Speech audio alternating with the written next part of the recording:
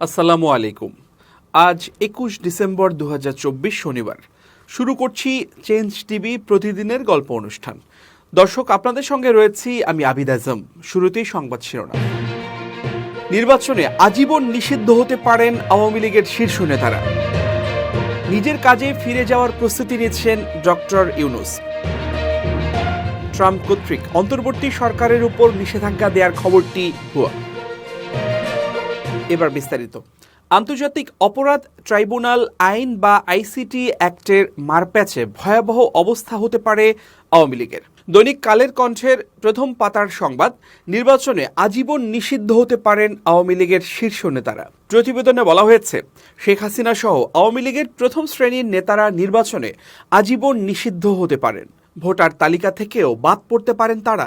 একই পরিণতি ঘটতে পারে আওয়ামী লীগের জোটভুক্ত কয়েকটি দলের শীর্ষ নেতাদের ক্ষেত্রেও।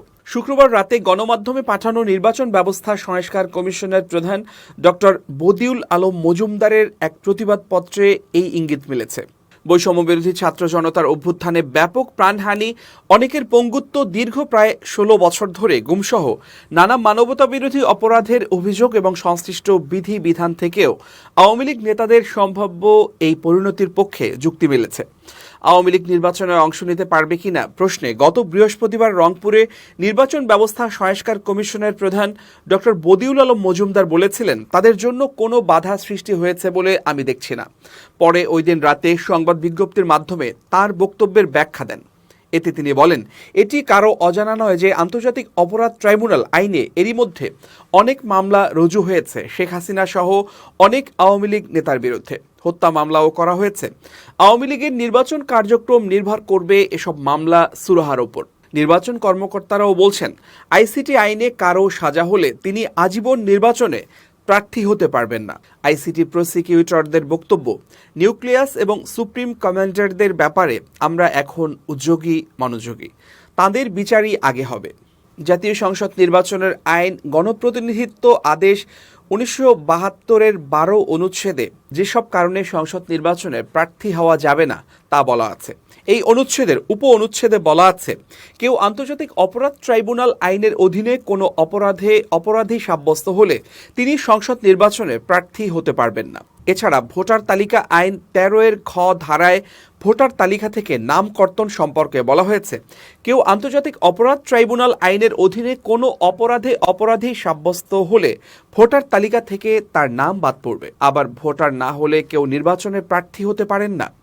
আরও যেসব কারণে সংসদ নির্বাচনের প্রার্থী হওয়া যাবে না তার মধ্যে রয়েছে, নৈতিক স্খলনজনিত কোনো ফৌজদারি অপরাধে কেউ অনন্য ২ বছরের কারাদণ্ডে দণ্ডিত হয়ে থাকলে তার মুক্তিলাভের তারিখ থেকে ৫ বছর অতিবাহিত না হলে।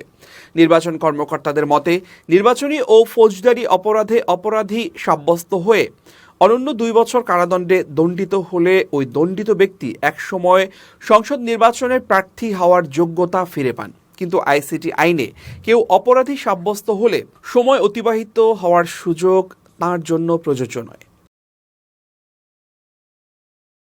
নিজের নিয়মিত কাজে ফিরে যাওয়ার প্রস্তুতি নিচ্ছেন বলে জানিয়েছেন অন্তর্বর্তী সরকারের প্রধান উপদেষ্টা ডক্টর মোহাম্মদ ইউনূস। ত্রয়োদশ সংসদ নির্বাচন আয়োজনের পরই তিনি ফিরে যাবেন নিজের কাজে। ব্রিটিশ সাময়িকী দ্য ইকোনমিস্টকে দেয়া এক সাক্ষাৎকারে এমন কথা জানিয়েছেন ডক্টর ইউনূস। ১৫ বছরের স্বৈরাচার সরকারের পতন হওয়ায় সম্প্রতি ইকোনমিস্টের কান্ট্রি অব দ্য ইয়ার খেতাব জিতে নিয়েছে বাংলাদেশ। এ নিয়ে প্রতিক্রিয়া জানতে প্রধান উপদেষ্টার সাক্ষাৎকারটি নেয় সাময়িকীটি। ছাত্র জনতার তুমুল আন্দোলনের মুখে গত ৫ আগস্ট আওয়ামী লীগ সরকারের পতন হয়। এরপর ৮ আগস্ট অন্তর্বর্তী সরকার গঠিত হয়। নোবেলজয়ী অর্থনীতিবিদ ডক্টর মোহাম্মদ ইউনূসের নেতৃত্বে অন্তর্বর্তী সরকার দায়িত্ব নেয়ার পর বিভিন্ন সংস্কার কাজে হাত দিয়েছে। বিএনপি সহ বেশ কিছু দল যতটুকু সম্ভব সংস্কার শেষ করে দ্রুত নির্বাচনের দাবি জানিয়ে আসছে। কিছুদিন আগে বার্তা সংস্থা রয়টার্সকে দেয়া এক সাক্ষাৎকারে সেনাপ্রধান জেনারেল ওয়াকারুজ্জামান ১৮ মাসের মধ্যে নির্বাচনের সম্ভাবনার কথা জানিয়েছিলেন। তিনি বলেছিলেন, প্রয়োজনীয় সংস্কার সম্পন্ন হলে এই সময়ের মধ্যে নির্বাচনের জন্য অন্তর্বর্তী সরকারকে সেনাবাহিনীর পক্ষ থেকে পূর্ণ সমর্থন দেয়া হবে। এরপর জাতিসংঘ সদর দপ্তরে আন্তর্জাতিক মুদ্রা তহবিল IMF এর ব্যবস্থাপনা পরিচালক ক্রিস্টালিনা জর্জিভার সঙ্গে বৈঠকে অন্তর্বর্তীকালীন সরকারের প্রধান উপদেষ্টা ডক্টর মোহাম্মদ ইউনূস বলেছিলেন, চলমান সংস্কার কাজ শেষে একটি পূর্ণাঙ্গ ভোটার তালিকার কাজ সম্পন্ন হলে নির্বাচন অনুষ্ঠিত হবে। গত 16 ডিসেম্বর বিজয় দিবসের দিন জাতির উদ্দেশ্যে দেয়া এক ভাষণে 2025 সালের শেষ দিকে অথবা 2026 সালের প্রথমার্ধে জাতীয় সংসদ নির্বাচন হতে পারে বলে জানান প্রধান উপদেষ্টা।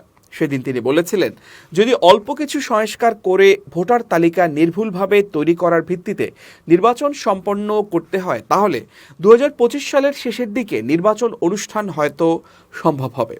আর যদি এর সঙ্গে নির্বাচন প্রক্রিয়া এবং নির্বাচন সংস্কার কমিশনের সুপারিশের পরিপ্রেক্ষিতে এবং জাতীয় ঐকমত্যের ভিত্তিতে প্রত্যাশিত মাত্রার সংস্কার যোগ করি তাহলে আরও অন্তত 6 মাস অতিরিক্ত সময় লাগতে পারে। মোটা দাগে বলা যায় 2025 সালের শেষ দিক থেকে 2026 সালের প্রথমার্ধের মধ্যে নির্বাচনের সময় নির্ধারণ করা যায়। 2025 সালে নির্বাচন আয়োজনের পর কি করবেন ব্রিটিশ সাময়িকী দ্য ইকোনমিস্টের এমন প্রশ্নের জবাবে গতকাল প্রধান উপদেষ্টা বলেন, আমার চাকরি আসলে কেড়ে নেওয়া হয়েছে, আমাকে জোর করে এ কাজে আনা হয়েছে। আমি আমার কাজ করছিলাম এবং তা উপভোগ করছিলাম, এজন্য আমি প্যারিসে ছিলাম। সেখান থেকে আমাকে টেনে আনা হয়েছে অন্য কিছু করার জন্য। সুতরাং আমি আমার নিয়মিত কাজে ফিরে যেতে পারলে খুশি হব, যা আমি আমার সারা জীবন ধরে করেছি, আর তরুণরাও এটিকে ভালোবাসে। সুতরাং আমি আমার সেই দলে বা আন্দোলনে ফিরে যাব যেটা আমি সারা বিশ্বে তৈরি করেছি। বাংলাদেশে জঙ্গিবাদের ঝুঁকি সম্পর্কিত এক প্রশ্নের জবাবে ডক্টর ইউনূস বলেন, আমি আশ্বস্ত করছি যে বাংলাদেশে জঙ্গিবাদ মাথাচাড়া দেবে না। তরুণেরা ধর্ম নিয়ে নিরপেক্ষ, তারা নতুন বাংলাদেশ গড়তে চায়। এই তরুণরা পুরো বিশ্বকে পরিবর্তন করতে পারে। এটা শুধু এক দেশ বা আরেকটি দেশ পরিবর্তনের বিষয় নয়। বাংলাদেশ যা করেছে এটি একটি উদাহরণ যে তরুণরা কত শক্তিশালী। আমাদের উচিত তাদের প্রতি মনোযোগ দেয়া, বিশেষ করে তরুণীদের ওপর। তারা বাংলাদেশের অভ্যুত্থানে গুরুত্বপূর্ণ ভূমিকা পালন করেছে। আমাদের উচিত তরুণ তরুণীদের ওপর মনোযোগ দেয়া, যাতে তারা নিজেদের স্বপ্ন পূরণ করতে পারে। তাদের সুযোগ এসেছে, তাদের সক্ষমতাও রয়েছে। অভ্যুত্থানে নেতৃত্ব দেয়া 3 তরুণ আমার ক্যাবিনেটে আছেন। তারা দুর্দান্ত কাজ করছে, তারা সক্ষম। এই তরুণরা গত শতাব্দীর তরুণ নয়, তারা এই শতাব্দীর তরুণ। তারা অন্যান্যদের মতোই সক্ষম। অন্তর্বর্তী সরকারের প্রধান ডক্টর মোহাম্মদ ইউনূস সহ 20 জন উপদেষ্টার উপর যুক্তরাষ্ট্রের হবু প্রেসিডেন্ট ডোনাল্ড ট্রাম্প নিষেধাজ্ঞা আরোপ করেছেন বলে যে খবর প্রকাশিত হয়েছে তা ভুয়া বলে প্রমাণিত হয়েছে। তথ্য যাচাই তথা ফ্যাক্ট চেক সংস্থা রিউমার স্ক্যানারের এক প্রতিবেদনে এ তথ্য জানানো হয়েছে। সম্প্রতি যুক্তরাষ্ট্রের নবনির্বাচিত প্রেসিডেন্ট ডোনাল্ড ট্রাম্প বাংলাদেশের অন্তর্বর্তীকালীন সরকারের প্রধান উপদেষ্টা ডক্টর মোহাম্মদ ইউনূস সহ 20 জন উপদেষ্টার উপর নিষেধাজ্ঞা ঘোষণা করেছেন শীর্ষক দাবিতে একটি ভিডিও ইন্টারনেটে প্রচার করা হয়। ফ্যাক্ট চেক রিউমার স্ক্যানার টিমের অনুসন্ধানে জানা যায়, Donald Trump doctor Mohammad Yunus সহ 20 জন উপদেষ্টার উপর নিষেধাজ্ঞা ঘোষণা করেননি, বরং ভিন্ন ভিন্ন কয়েকটি ফুটেজ ব্যবহার করে ভিডিও তৈরির মাধ্যমে ভুয়া এ দাবিটি প্রচার করা হয়েছে। এ বিষয়ে অনুসন্ধানে আলোচিত ভিডিওটির কিছু অংশের রিভার্স ইমেজ সার্চের মাধ্যমে সাংবাদিক মাসুদ কামালের ইউটিউব চ্যানেল কথাতে ট্রাম্প দায়িত্ব নেয়ার পর বাংলাদেশের বিরুদ্ধে নিষেধাজ্ঞা আসবে কিনা বিষয়ে একটি ভিডিও খুঁজে পাওয়া যায়। উক্ত ভিডিওটির সাথে আলোচিত ভিডিওটির কিছু অংশের মিল রয়েছে। মূলত উক্ত ভিডিওটিতে কয়েকটি অংশ সম্পাদনার মাধ্যমে আলোচিত ভিডিওটিতে ব্যবহার করা হয়েছে। ওই ভিডিও পর্যবেক্ষণ করে দেখা যায়, ভিডিওটিতে যুক্তরাষ্ট্রের নবনির্বাচিত প্রেসিডেন্ট ডোনাল্ড ট্রাম্প দায়িত্ব গ্রহণের পর বাংলাদেশের পরিবর্তিত রাজনৈতিক প্রেক্ষাপট ও অন্তর্বর্তী সরকারের কার্যক্রমের ভিত্তিতে বাংলাদেশের প্রতি যুক্তরাষ্ট্রের পদক্ষেপ কেমন হতে পারে এবং এই ইস্যুতে ভারতের দেশি ও যুক্তরাষ্ট্র প্রবাসী নাগরিকদের বিভিন্ন কার্যকলাপ নিয়ে আলোচনা করা হয়েছে। তবে সেখানে ডক্টর মোহাম্মদ ইউনূস সহ অন্তর্বর্তী সরকারের 20 জন উপদেষ্টাকে নিষেধাজ্ঞা দেয়া নিয়ে কোনো কথা বলা হয়নি। একই সাথে ভিডিওটিতে ভারতীয় সংবাদ মাধ্যম এনডিটিভি এর অনলাইন সংস্করণ থেকে গত 16 নভেম্বরের একটি প্রতিবেদন আংশিক পাঠ করা হয়। উক্ত প্রতিবেদনটি পর্যবেক্ষণ করে এতে আমেরিকা প্রবাসী ভারতীয়দের বাংলাদেশে সংখ্যালঘু হিন্দুদের ইস্যুতে ট্রাম্পের সাথে যোগাযোগের বিষয়ে উল্লেখ আছে, কিন্তু এতে বাংলাদেশের অন্তর্বর্তীকালীন সরকারের উপদেষ্টাদের নিষেধাজ্ঞার বিষয়ে কোনো তথ্য পাওয়া যায়নি। তাছাড়া আলোচিত ভিডিওটিতে ডক্টর ইউনূসকে উদ্দেশ্য করে ডোনাল্ড ট্রাম্পের একটি টুইট বার্তায় উল্লেখ করা হয়েছে, কিন্তু যাচাই করে জানা গেছে উক্ত টুইট বার্তাটি ডোনাল্ড ট্রাম্পের ভেরিফাইড এক্স অ্যাকাউন্ট থেকে করা হয়নি। এটি তার নাম ব্যবহার করে পরিচালিত একটি ফ্যান অ্যাকাউন্ট থেকে প্রচার করা হয়েছে। এ বিষয়ে নিশ্চিত হতে ডোনাল্ড ট্রাম্পের ভেরিফাইড ফেসবুক পেজ ও এক্স অ্যাকাউন্ট যাচাই করা হয়, কিন্তু সেখানে আলোচিত দাবির পক্ষে কোনো পোস্ট বা তথ্য পাওয়া যায়নি। এছাড়া জাতীয় ও আন্তর্জাতিক গণমাধ্যমে কিংবা বিশ্বস্ত সূত্রে ডোনাল্ড ট্রাম্পের ডক্টর ইউনূস সহ 20 জন উপদেষ্টার উপর নিষেধাজ্ঞার ঘোষণার কোনো সংবাদ বা তথ্য পাওয়া যায়নি। যুক্তরাষ্ট্রের 47তম প্রেসিডেন্ট হিসেবে ডোনাল্ড ট্রাম্প আগামী 20 জানুয়ারি শপথ গ্রহণ করবেন। তিনি আনুষ্ঠানিকভাবে দায়িত্ব গ্রহণের আগে কোনো প্রকার নিষেধাজ্ঞা ঘোষণা করার দাবিটি যৌক্তিক নয়। সুতরাং ডোনাল্ড ট্রাম্পের ডক্টর মোহাম্মদ ইউনূস সহ অন্তর্বর্তীকালীন সরকারের 20 জন উপদেষ্টার উপর নিষেধাজ্ঞা দেওয়ার দাবিটি মিথ্যা ও বানোয়াট। এবার খুব জরুরি 1 মিনিট জানাচ্ছেন ইউনেস্কো ক্লাব পুরস্কার বিজয়ী সাংবাদিক আমিরুল মোমিনিন মানিক। খুব জরুরি 1 মিনিটে প্রত্যেককে আমন্ত্রণ। প্রিয় বন্ধুরা, জীবনের দুটি গুরুত্বপূর্ণ বিষয় হচ্ছে, প্রথমত নিজের আত্মসম্মান ধরে রাখুন, দ্বিতীয়ত নিজেকে ছোট ভাবুন। প্রিয় বন্ধুরা, অনেক সময় আমরা নিজেকে নিজের অবস্থানে এমনভাবে দাঁড় করাই যে মানসিকভাবে জটিলতার মধ্যে পড়ে যাই। কিন্তু আপনি যদি মনে করেন যে না, আমি একজন সাধারণ মানুষ, স্বাভাবিক কাজকর্ম পরিচালনা করতে আমার কোনো সমস্যা নেই, তাহলে এই জটিলতার মধ্যে পড়বেন না। যখনই আপনি নিজেকে মনে করবেন অনেক কিছু, বড় হয়ে গেছেন, বিশাল ব্যক্তিত্ব, তখন নানা কিছু করতে গিয়ে আপনার মধ্যে একটা দ্বিধার পর্দা তৈরি হবে। সুতরাং আসুন নিজেকে আমরা ছোট ভেবে জীবনকে স্বাভাবিক রাখি। দ্বিতীয় বিষয় হচ্ছে আত্মসম্মান বজায় রাখা। হ্যাঁ, এই পৃথিবীর অনেক কাজ আছে যেগুলোতে আপনার আত্মসম্মান ক্ষুণ্ণ হতে পারে। যেমন কাউকে অনুরোধের নামে বিরক্ত করা, বারবার ধর্ণা দেয়া, এতে আত্মসম্মান ক্ষুণ্ণ হতে পারে। এতে আপনি হয়তো ভাবতে পারেন যে আপনার কাজটি হয়ে যাবে বারবার অনুরোধের কারণে, কিন্তু না। আপনি যদি আপনার আত্মসম্মানকে বজায় রেখে আপনি আপনার বক্তব্য উপস্থাপন করেন, তাহলে ওই বারবার অনুরোধের চেয়ে বরং এটা অত্যন্ত গুরুত্বপূর্ণ, দামি এবং কার্যকর হতে পারে। সবাই ভালো থাকবেন, শুভেচ্ছা নিরন্তর। এবার দেশের বাইরের প্রসঙ্গ। ভারতের স্বরাষ্ট্রমন্ত্রী অমিত শাহ বলেছেন শিলিগুড়ি করিডোর নিরাপদ আছে। তিনি শুক্রবার 61তম রেজিং ডে উপলক্ষে শিলিগুড়িতে সশস্ত্র সীমা বল এসএসবি এর সদর দপ্তরে যান। এটি রানীডাঙ্গা শহরের বারে অবস্থিত। এসএসবি ভারতের স্বরাষ্ট্র মন্ত্রণালয়ের অধীনে। সেখানে অমিত শাহ শিলিগুড়ি করিডোরের কৌশলগত গুরুত্ব জোর দিয়ে তুলে ধরেন। বলেন, ভারত উপমহাদেশের একটি স্লিমেস্ট অংশ হল এই শিলিগুড়ি করিডোর। এটি ভারতের বাকি অংশের সঙ্গে পুরো উত্তর পূর্বাঞ্চলকে যুক্ত করেছে। এসএসবির হাতে নিরাপদ আছে এই অঞ্চল। অমিত শাহ আরও বলেন, এই অঞ্চলে এসএসবির উপস্থিতি আমাদের আস্থা বাড়িয়েছে। আমরা বলতে পারি এই করিডোর নিরাপদ আছে। এ খবর দিয়েছে অনলাইন টেলিগ্রাফ। এতে বলা হয়েছে, শিলিগুড়ি করিডোর চিকেন নেক নামেও পরিচিত। এর উত্তরে নেপাল, দক্ষিণে বাংলাদেশ। এই চিকেন নেক প্রায় 24 কিলোমিটার চওড়া। চীন সীমান্ত থেকে এর দূরত্ব 200 কিলোমিটারের কম। উল্লেখ্য, সম্প্রতি বাংলাদেশ ও ভারতের মধ্যে সৃষ্ট উত্তেজনার মধ্যে সামাজিক যোগাযোগ মাধ্যম সহ দায়িত্বশীল অনেক মাধ্যম থেকে এই চিকেন নেক নিয়ে আলোচনা করা হয়েছে। টেলিগ্রাফের রিপোর্টে অন্তর্বর্তী সরকারের একজন উপদেষ্টার এই চিকেন নেক নিয়ে দেয়া পোস্ট ও পরে তা মুছে ফেলার বিষয়টিও তুলে ধরা হয়। এর প্রেক্ষিতে ভারতের পররাষ্ট্র মন্ত্রণালয়ের মুখপাত্র রণধীর জয়সওয়াল যে প্রতিবাদ জানিয়েছেন তাও রিপোর্টে উল্লেখ করা হয়।